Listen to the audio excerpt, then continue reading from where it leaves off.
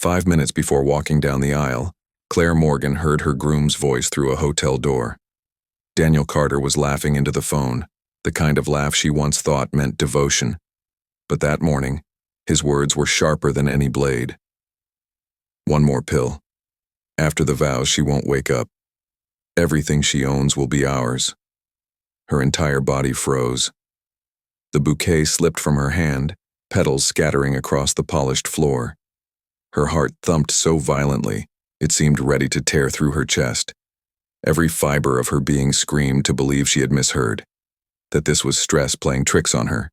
But the words were clear, cruel, deliberate. Her fiancé was plotting her death, and he wasn't alone. Vanessa Reed, her closest friend, her bridesmaid, was the one on the other end of the line. It was betrayal, layered upon betrayal. The man she loved, the woman she trusted, both conspiring in secret against her. Claire pressed herself against the wall, tears welling, mascara streaking down her cheeks. She had wanted to surprise Daniel with a small moment before the ceremony. A playful hello. A touch of reassurance before they stood in front of hundreds of people. Instead, she was handed the sharpest truth of her life. Her chest tightened, breath coming in ragged gasps. She whispered to herself, "No, this can't be real." But reality was unavoidable. The dream wedding she had planned was nothing more than a stage. And she was not the bride in this performance. She was the target. Her heart raced as she staggered backward, gown flowing behind her like a ghost retreating from danger. Guests downstairs were sipping champagne, chatting, laughing. The string quartet had begun to warm up.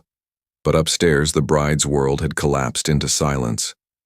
The marble hallway blurred around her, her heels clicking faintly as if the sound itself was betraying her fear. She clutched the wall, her knuckles white, trying to keep from falling. Her entire life had been built on trust.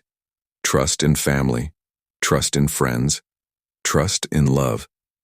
And now, in a single moment, every pillar cracked. Her dream wedding in Charleston, South Carolina, had turned into a deadly trap. Before we dive deeper, let us know in the comments where you're watching from. We'd love to hear from you. And don't forget to hit that subscribe button so you never miss any of our upcoming videos. This story was not simply about a marriage that never happened. It was about deception, greed, and the lengths people will go when blinded by ambition. But most of all, it was about strength. The kind of strength born in silence, when the world believes you are powerless. To understand how Claire Morgan found herself standing outside that hotel door, we must go back. Back to the beginning, where the roots of trust were planted and where the cracks first began to show. Claire Morgan was not a woman born into wealth. She had built it, piece by piece, with determination few could match. Raised in South Carolina, she learned early the value of grit. Her father, Robert Morgan, was a respected businessman, but not the kind of man who gave his daughter unconditional love. Her mother, Linda Hayes, had been absent for much of her childhood, leaving Claire with questions that shaped her heart. From a young age, Claire vowed she would never be dependent on anyone. She would carve her own path, and no one would decide her future but herself. In her 20s, while her peers were stumbling through odd jobs, Claire was already investing. She saw value where others saw risk. Abandoned properties became projects. Projects became homes. Homes became neighborhoods. And by the time she turned 30, she had amassed a portfolio that stretched from Charleston to Hilton Head Island. Beachfront mansions, city condos, rental complexes, her name carried weight in real estate circles. People admired her determination, but admiration quickly turned to envy. Wealth, she learned, didn't just attract friends. It attracted opportunists. And though she had always been cautious, she still longed for something money couldn't buy. Companionship.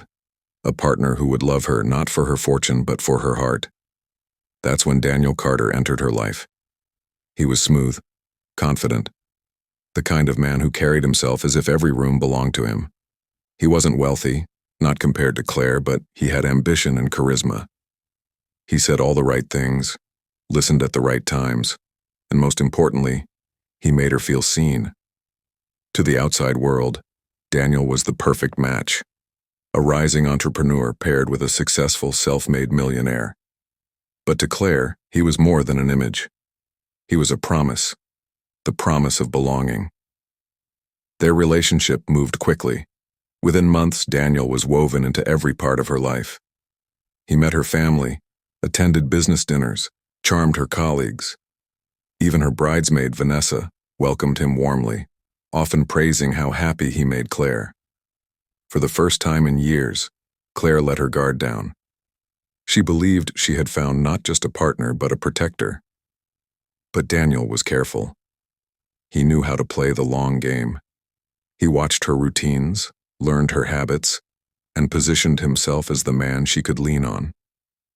When she felt tired, he told her it was because she worked too hard. He offered vitamins, little pills he promised would restore her energy. At first, she resisted, but his insistence wore her down. She began taking them daily, grateful for his concern. What she didn't realize was that trust would become her greatest weakness. The symptoms began slowly: fatigue, occasional dizziness, blurred vision. She dismissed them as exhaustion, the cost of balancing work and wedding planning. Daniel reassured her with a smile, urging her to take another pill. He held her hand, kissed her forehead, and whispered, "You'll feel better soon." Each gesture chipped away at suspicion, until all she saw was care. But behind that care was calculation. Every pill carried her closer to the day he and Vanessa had planned. And then came the wedding. The day meant to crown her achievements with love. The estate in Charleston was decorated with roses and lanterns. Guests gathered in silk dresses and tailored suits. The atmosphere was electric with joy, but joy can mask danger.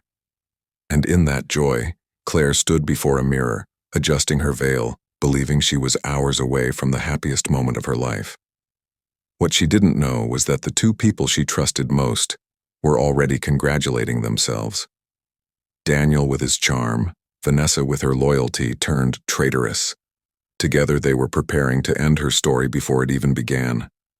And as Claire stepped into that hallway, bouquet in hand, preparing to surprise her groom, fate handed her the truth. She wasn't walking into a marriage. She was walking into a trap. Claire staggered down the marble corridor, her gown dragging behind her. The bouquet lay abandoned, petals scattered across the polished floor like pieces of her broken trust. Every step felt like walking through fire, her chest tightening with each breath. She had to reach someone, her father, her family, anyone who might protect her before it was too late. She descended the staircase, gripping the railing as dizziness clouded her vision. The edges of the room flickered, her body betraying her. The pills. She understood now. They were already inside her system, gnawing away at her strength. Still, she forced herself forward, repeating one command inside her head. Stay alive. Just a little longer. By the time she reached Robert Morgan's suite, her legs barely carried her. She pushed the door open with trembling hands, stumbling inside. "Dad," she gasped, "they want to kill me." Her father and stepmother Evelyn jumped to their feet. Robert caught her just before she collapsed, her wedding gown sprawling across the carpet like a broken flower. Evelyn screamed for help as Robert shook her shoulders desperately. "Claire! Claire, stay with me!" The commotion spilled into the hallway. Guests rushed from their rooms, voices colliding in panic. "What happened?" "It's the bride!" Shouts rose. Footsteps thundered. Robert's cry echoed across the hall. "Call an ambulance!" Within minutes, paramedics stormed through the mansion doors. The bride, who should have been preparing to walk down the aisle, was instead carried out, pale and limp. Guests followed in disbelief, their glamorous dresses and tuxedos clashing with the grim scene unfolding before them. Daniel Carter forced his way through the crowd. His face was a mask of anguish, his voice trembling as he cried, "My love, what's happened to my bride?" He dropped to his knees beside the stretcher, clutching Claire's hand with exaggerated devotion. "Please don't leave me," he begged, tears glistening in his eyes. Guests whispered in sympathy, praising his devotion. But behind the tears was triumph. As the ambulance doors closed, Daniel climbed inside, cradling Claire's head. He rocked back and forth, whispering words of grief. Then, when no one was watching, he slid his phone from his pocket. His thumbs tapped a message. "Congratulations to us. She's gone." He pressed send, slipped the phone away, and wiped the smirk from his face before the next sob. To the world, Daniel was the grieving groom. In truth, he was a man celebrating victory. The ambulance raced through Charleston's historic streets, sirens splitting the air. Behind them, a procession of cars followed. Robert, Evelyn, uncles, cousins, desperate to keep pace. To outsiders, it looked like a funeral march before the vows were even spoken. At Johns Hopkins Hospital, doctors rushed Claire inside. Daniel collapsed into a chair in the waiting area, burying his head in his hands, rocking slowly. Guests huddled together, some praying, others whispering. Every glance turned to the double doors, waiting for answers. Hours passed, minutes stretching into eternity. Daniel played his role flawlessly, letting tears fall at precise intervals. Yet every so often, when no one was looking, a faint smirk flickered across his face. Finally, the doors opened. A doctor stepped out, his coat stained with sweat. His eyes carried the weight of bad news. "She's alive," he said at last, "but her condition is critical. Her heart is weak, her breathing is shallow. We are doing everything we can. Please pray for her." Gasps filled the hallway. Evelyn collapsed into a chair, sobbing loudly. Robert pressed his fist against the wall, shoulders shaking silently. Daniel lowered his head, one tear sliding into his palm. To everyone else, he looked like a broken man. But in his pocket, his phone buzzed with a message. "Job well done. We'll talk soon." And as he read it, a faint smile returned. Inside the hospital room, machines hummed faintly. Wires snaked across Claire's chest, an oxygen mask pressed against her lips. To anyone looking in, she seemed moments from death. But slowly, her eyelids flickered open. A nurse gasped, rushing to her side. Claire raised a trembling hand. "Please," she whispered. "Don't tell them I'm awake. Not yet." The nurse hesitated, but something in Claire's eyes, fear, desperation, survival, made her nod. "I won't," she promised softly. Claire exhaled in relief. She wasn't just fighting for her life. She was fighting to expose the truth. The next morning, Claire asked for Dr. Alan Brooks, her private physician. He had treated her since she was a teenager, a man she trusted like family. When he entered, she dismissed the others. His face was calm, his eyes filled with concern. "Talk to me," he said gently. With trembling lips, Claire told him everything. The phone call, the pills, the betrayal. Daniel wanted her money. Vanessa was helping him. The man she loved had planned to poison her. Dr. Brooks sat back, stunned. "You're saying this is a murder plan?" Claire nodded weakly. "I need proof. I need to know who else is involved." The doctor's expression hardened. He lowered his voice. "There's one way to find out. But it's dangerous." Claire's eyes locked on his. "Tell me." He leaned closer. "We'll let them believe you're dead. We'll watch how they react, who celebrates, who grieves. That's how we'll know." Claire's breath caught. Fake her own death? It sounded impossible. But as she lay there, replaying Daniel's laughter, Vanessa's betrayal, her siblings' greed, the choice became clear. She couldn't fight them in the open. She needed to see them for who they truly were. "Do it," she whispered. "I'll go through with it." That night, Dr. Brooks prepared the procedure. He explained carefully. "This will slow your heartbeat. Your skin will pale. Your breathing will shallow. To anyone looking, you'll seem gone. But you'll still be alive." Claire's hands shook, but she nodded. "I've spent my life giving everything to people who never loved me back. Now I need to see the truth." Tears rolled down her cheeks, but her voice was steady. "Do it." The needle slid into her arm. Cold liquid entered her veins, Almost immediately her vision blurred, her limbs turned to ice, her chest slowed until each breath was barely visible. Dr. Brooks placed ice packs around her body, lowering her temperature further. Then, with a heavy heart, he called her father. His voice was calm, clinical. "I'm sorry, she's gone." Within an hour, the news spread across Charleston. Claire Morgan is dead. Her mansion filled with cries. Workers wept. Neighbors gasped. Reporters broadcast the tragedy. Guests gathered in disbelief. And yet, as Claire lay still in her coffin, her mind was alive. She listened to every word, every whisper. One by one they came, family, friends, allies, each believing she was gone, each revealing their true heart. What they didn't know was that Claire Morgan was watching, waiting, and remembering. And when the time was right, she would rise again. The first day of mourning arrived, and with it came the man who should have been her husband. Daniel Carter walked into the Hilton Head mansion dressed in a perfectly tailored black suit. His hair was slicked back, his face a portrait of grief.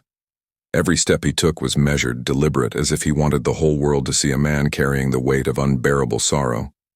Guests whispered admiringly, "What devotion, what love, what tragedy." Beside him, Vanessa Reed appeared in a modest black dress, her makeup smudged to imitate tears. She held a tissue to her lips, dabbing delicately, playing the role of devastated friend. To those watching, they were united in loss. To Claire, lying still beneath the silk lining of her coffin, they were actors on a stage. Their performance was flawless, their script rehearsed. And yet, the moment the room emptied, their masks slipped. When they believed no one was watching, Daniel reached out and took Vanessa's hand. His fingers interlaced with hers as naturally as if they had done so 1,000 times. His lips curled into a faint smile. "Finally," he whispered, his voice low but sharp. Vanessa looked toward the casket, then back at him. "I can't believe it worked. We don't have to wait anymore." Daniel nodded, his eyes glinting. 10 days. Then everything is ours." They leaned closer, their foreheads nearly touching. Claire's still body tensed, her mind screaming, but she forced herself to remain calm. She had to hear every word, every damning sentence. "The pills worked like magic," Vanessa whispered, stifling a giggle. "No one suspects a thing." Daniel smirked. "Let them cry. Soon we'll be celebrating." Claire's mind burned with rage. The man she had once dreamt of calling husband, the woman she had trusted with her secrets, both standing over her supposed corpse, whispering about riches and beach houses as if her life meant nothing. Her fists clenched beneath the shroud, nails digging into her palms. She longed to rise, to tear away the sheet, to confront them both, but not yet. Patience would be her weapon. She would wait, she would listen, and she would let them bury themselves with their own words. And on that day, the day of truth, they would learn betrayal never remains hidden forever. On the second day, the mansion doors opened again. Claire's step-siblings, Chris and Tina Morgan, entered the dimly lit room. Chris adjusted his jacket, his eyes darting around the luxurious space with hunger rather than sorrow. "I get her cars," he muttered under his breath, his lips curling into a grin. Tina scoffed, crossing her arms. "Keep your cars. I'm taking the Hilton Head house. I've always wanted that place." Chris rolled his eyes. "You mean the one you only used to throw parties?" Tina smirked.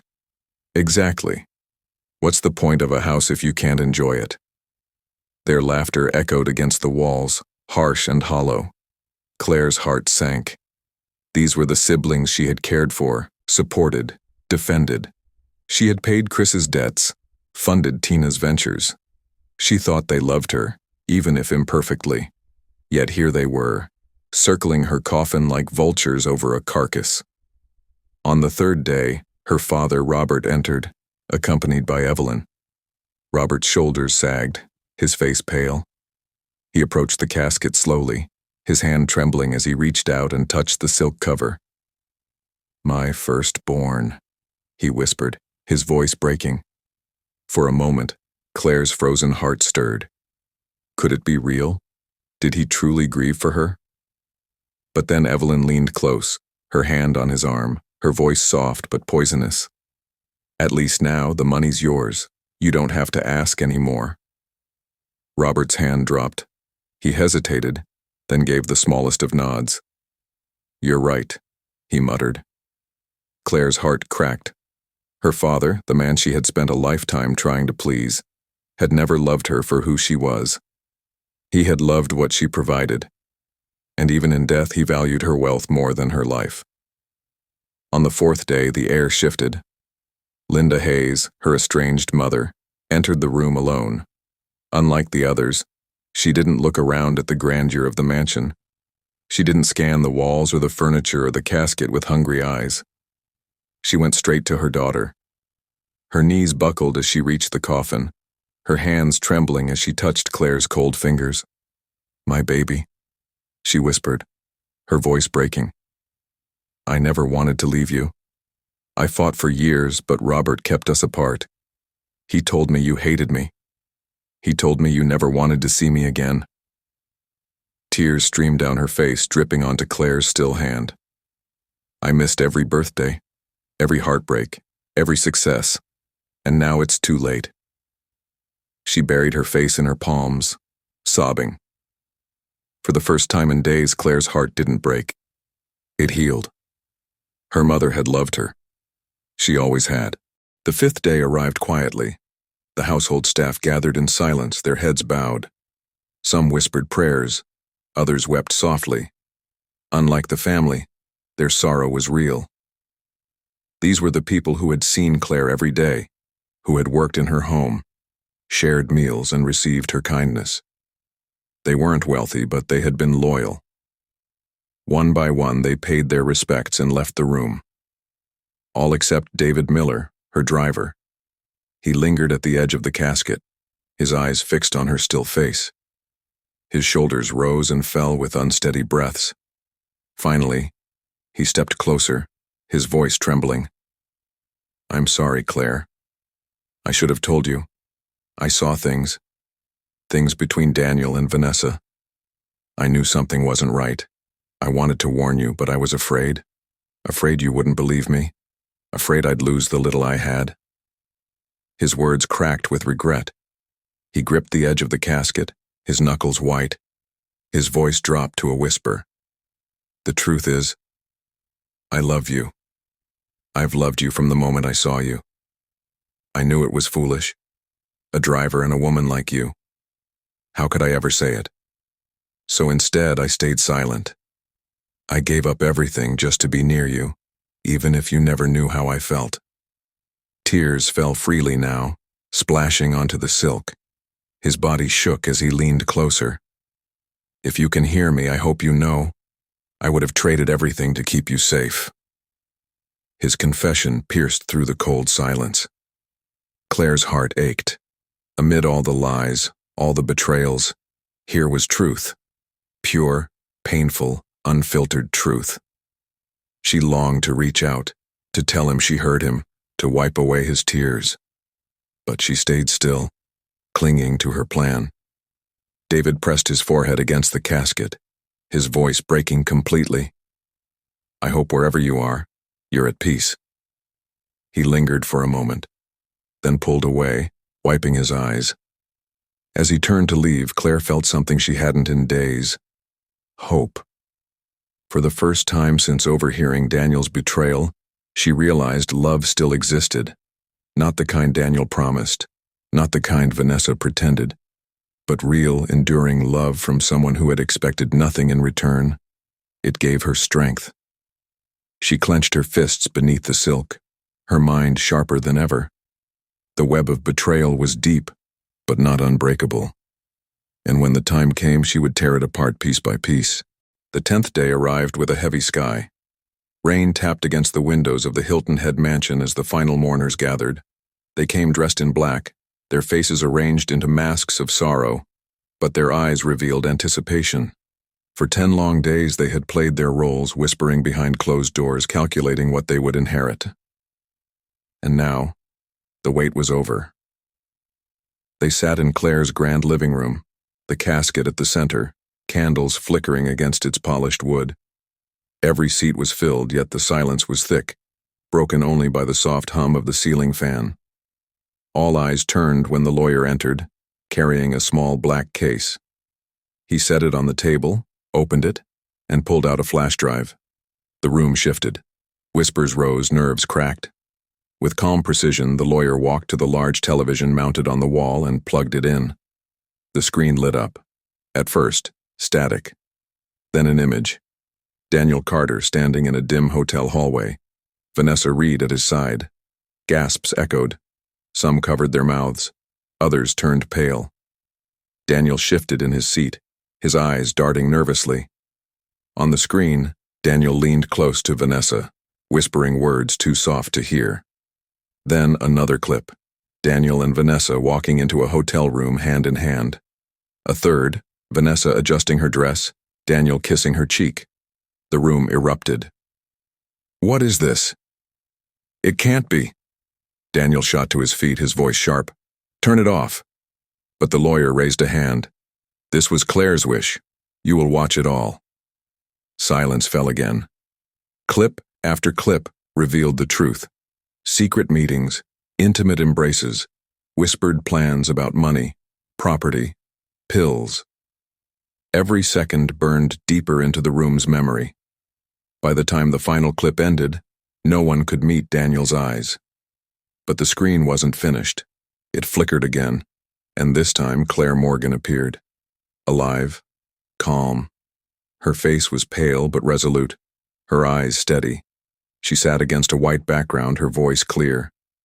"Now I've seen how much you truly loved me," she said slowly, letting each word sink. "Here is my will." Gasps rippled across the room. Some clutched their chests, others leaned forward in disbelief. Claire continued, her tone sharp as a blade. "To Daniel Carter, my husband in name only, and to Vanessa Reed, my supposed best friend, you will receive nothing. Every gift I gave you, every opportunity, every secret, I take it all back. You will walk away with empty hands." Daniel's face drained of color, his jaw tightening. Vanessa shook her head, whispering, "No, this can't be." But Claire's voice cut through their protests. "To my step-siblings, Chris and Tina, you will each receive $1,500.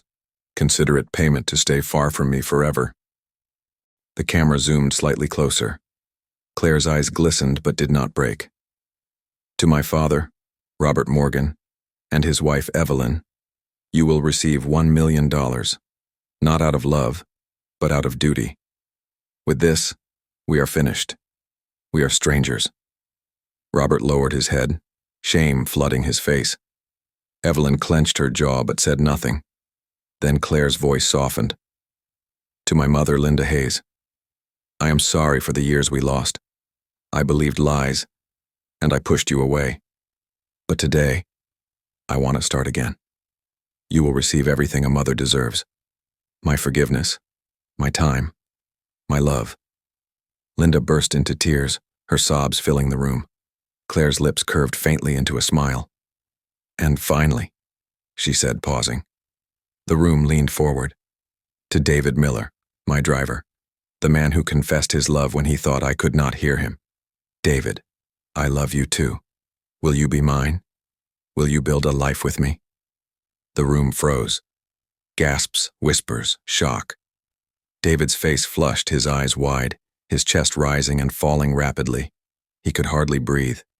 He whispered, "She's alive?" And then, before anyone could react, the doors at the back of the mansion swung open. Gasps exploded.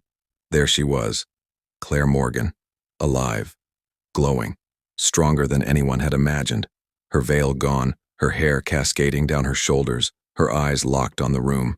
Some screamed, others staggered back in fear. Daniel's face drained of blood. Vanessa clutched her chest, trembling. Linda rose from her chair, tears streaming, and cried out, "My baby!" But Claire raised her hand, silencing the room. She walked forward slowly, every step a declaration. She was no longer their victim. She was their reckoning. The camera zoomed slightly closer. Claire's eyes glistened but did not break. To my father, Robert Morgan, and his wife Evelyn, you will receive $1 million. Not out of love, but out of duty. With this, we are finished. We are strangers. Robert lowered his head, shame flooding his face. Evelyn clenched her jaw but said nothing. Then Claire's voice softened. To my mother, Linda Hayes, I am sorry for the years we lost. I believed lies and I pushed you away. But today, I want to start again. You will receive everything a mother deserves. My forgiveness, my time, my love. Linda burst into tears, her sobs filling the room. Claire's lips curved faintly into a smile. And finally, she said, pausing. The room leaned forward. To David Miller, my driver, the man who confessed his love when he thought I could not hear him. David, I love you too. Will you be mine? Will you build a life with me? The room froze. Gasps, whispers, shock. David's face flushed, his eyes wide, his chest rising and falling rapidly. He could hardly breathe. He whispered, "She's alive?" And then, before anyone could react, the doors at the back of the mansion swung open. Gasps exploded. There she was, Claire Morgan, alive, glowing, stronger than anyone had imagined, her veil gone, her hair cascading down her shoulders, her eyes locked on the room. Some screamed, others staggered back in fear. Daniel's face drained of blood. Vanessa clutched her chest, trembling. Linda rose from her chair, tears streaming, and cried out, "My baby." But Claire raised her hand, silencing the room. She walked forward slowly, every step a declaration. She was no longer their victim. She was their reckoning. Claire reached the center of the room and stood before the casket. She placed her hand on it, her voice calm but unyielding. You all thought I was gone. You showed me who you really are when you believed I couldn't hear you. But I heard every word. I saw every action. And today the truth is revealed. Silence wrapped the room like a noose. Daniel tried to step forward, his voice shaking. Claire, this isn't what it looks like. I loved you. Everything I did for us. Claire turned, her eyes piercing him. Love doesn't come in the form of poison. Love doesn't scheme with a bridesmaid behind closed doors. You never loved me, Daniel. You loved my money. Vanessa burst into tears. Claire, please. I made a mistake. I was jealous. Claire cut her off. A mistake is forgetting a promise. This was betrayal. Daniel's fists clenched. He turned to the lawyer. This will isn't legal. It's fraud. She can't. But before he could finish, pounding shook the front doors. Police officers flooded into the mansion, their voices loud and commanding. Daniel Carter, Vanessa Reed, you are under arrest for attempted murder. Gasps filled the room. Daniel's eyes darted wildly, searching for an escape. This is insane, he shouted. She's alive. How can you arrest me for murder when she's standing right there? But the lead officer's voice was firm. Alive because she outsmarted you, and because she trusted someone you couldn't buy. Officers snapped handcuffs onto Daniel's wrists. Another pair locked around Vanessa's trembling hands. She sobbed uncontrollably, mascara streaking down her cheeks. Daniel struggled, shouting Claire's name. Tell them, Claire. Tell them I loved you. Claire stepped forward, her voice cold. Love doesn't poison. Love doesn't plot. You lost me the moment you chose greed. The officers dragged them out, their screams echoing down the hall.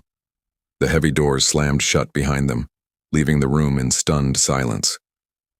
Claire stood tall, her chest rising and falling with relief. Linda rushed forward, wrapping her arms around her daughter, sobbing into her shoulder. I thought I lost you forever, she cried. Claire held her tight. You never lost me, Mom. They tried to take me, but they couldn't. David stood frozen near the back, his hands trembling. Claire's eyes found his. She walked to him slowly, deliberately. He swallowed hard, his lips trembling. You heard me, he whispered. Claire nodded, her eyes glistening. Every word, and I feel the same. Tears welled in David's eyes. He stepped forward, taking her hands gently, as if afraid she would disappear again. But she didn't. She held him firmly. In that moment, the mansion no longer felt like a tomb. It felt like freedom. Claire turned to the room, her voice steady. Betrayal tried to bury me, but it failed, because truth always rises. Her words hung in the air, heavy and unforgettable. For years she had carried the weight of providing, protecting, and forgiving. But today she reclaimed her strength. The people who sought to destroy her were gone, their masks ripped away. The ones who truly loved her stood beside her, her mother, her driver, her newfound family of choice. Claire breathed deeply, a smile breaking through her tears. For the first time in years, she was free. Trust is the most valuable currency. When it is honored, it builds empires. When it is betrayed, it destroys them. Claire Morgan's story reminds us that betrayal may wound, but it never wins. Because truth, no matter how deeply buried, always finds its way to the light.